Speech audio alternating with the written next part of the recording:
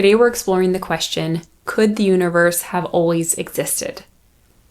So there is a philosophical argument known as the Kalam cosmological argument, or sometimes as the first cause argument, and it goes like this. Whatever begins to exist has a cause. The universe began to exist, therefore the universe has a cause. The thinking is that if something is eternal, then it doesn't need a cause or an explanation, but if something begins to exist, then it does need a cause or an explanation. And it's significant when talking about our universe because before the 1920s, many scientists believed that our universe was eternal. It appeared stable and unchanging, and at the time we had no evidence of it having a beginning. And if it had always existed, then it wouldn't need a cause. We'd have no reason to ask what or who caused it. But then, over time, scientific discoveries have made us see that the universe likely does have a beginning, that it hasn't always existed, and that has reopened the question, what or who caused the universe to exist?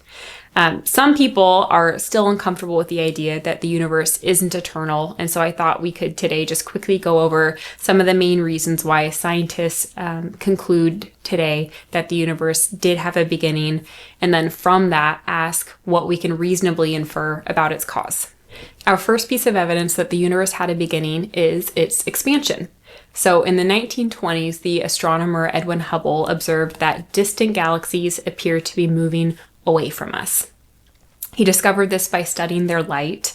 So as galaxies move away, the light that they emit shifts towards the red end of the visible light spectrum. This is a phenomenon known as redshift. And so the further away that a galaxy is, the greater its redshift appears to be, which you don't need to know all the details, but it suggests that the universe is expanding. And the important part is that it's not just galaxies and stars and planets and gas and matter moving through space that's expanding, but rather space itself is expanding. And so if the universe, both matter and space, is expanding over time, then if we rewound that, it would mean that the universe is becoming smaller and hotter and denser and more compressed until eventually we reach a point where the universe itself began to exist. A second piece of evidence relates to something called cosmic microwave background radiation. So if the universe did begin in an extremely hot, dense state, physicists predicted that as the universe expanded over billions of years, that the early heat would spread out and it would cool down.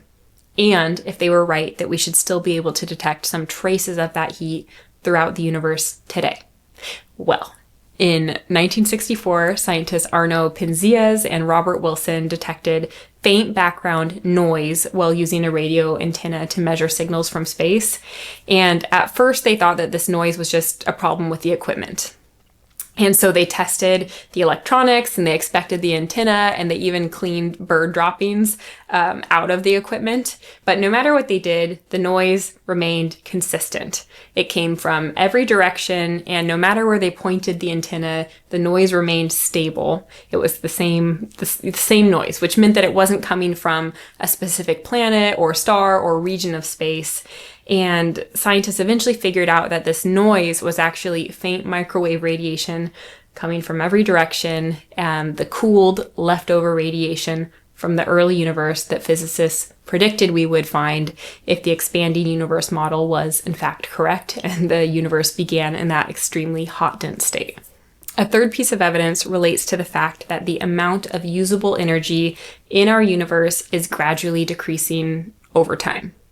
By usable energy, I mean things like heat from stars or fuel or electricity or other forms of energy that we can use to produce work or create change. Because over time, energy, it spreads out and it becomes less useful. Stars burn through their fuel, heat disperses, and energy just generally moves from more usable states to less usable ones. We can think of it a bit like a car burning through gasoline as it drives. So as the fuel gets used up, less remains available to power the car. So the fact that usable energy in our universe is gradually decreasing suggests that the universe did have a beginning. Because if usable energy had been decreasing for an infinite amount of time, an eternal amount of time under these same general conditions, then we would expect it to already be depleted by now, right? Stars would have burned out a long time ago, galaxies would have stopped forming, and the universe would It would just no longer have enough usable energy to support life or any other large physical processes. So some scientists sometimes call this state heat death, but happily, we do still have usable energy. And that suggests that our universe is not eternal into the past, but instead that it had a finite beginning. So there we go with the universe's expansion, with the presence of cosmic microwave background radiation, and the fact that usable energy in our universe is gradually decreasing. We have 3 lines of evidence that suggest that our universe did have a beginning. And if the universe had a beginning, then we have good reason to argue that it also had a cause. And that cause would need to be something outside of the universe itself, so something outside of space and time and matter. And, none of this proves that God exists or that Christianity is true. That's not the point of this video, but it is consistent with Christian beliefs that the universe did have a beginning and that its cause, what Christians call God, does transcend space and time and matter. The very first words of the Bible say, "In the beginning, God created the heavens and the earth." And, goes on from there. The astronomer Robert Jastrow, he once mused about how modern cosmology led many scientists to conclusions that sounded pretty similar to ideas that theologians have been discussing for centuries. He wrote, "For the scientist who has lived by his faith in the power of reason, the story ends like a bad dream. He has scaled the mountains of ignorance. He is about to conquer the highest peak. As he pulls himself over the final rock, he is greeted by a band of theologians who have been sitting there for centuries." Anyway, I just think that's a little bit funny. In the comments, I'm curious what you think. If the universe, which again includes all matter and space, if that had a beginning, what do you think is the best explanation for its existence? And I'm also curious if you have ever changed your mind about God or science or faith after reviewing new evidence. Of course, if you have other questions about Christianity or apologetics, feel free to leave those in the comments too, and I'll do my best to respond there or in a future video.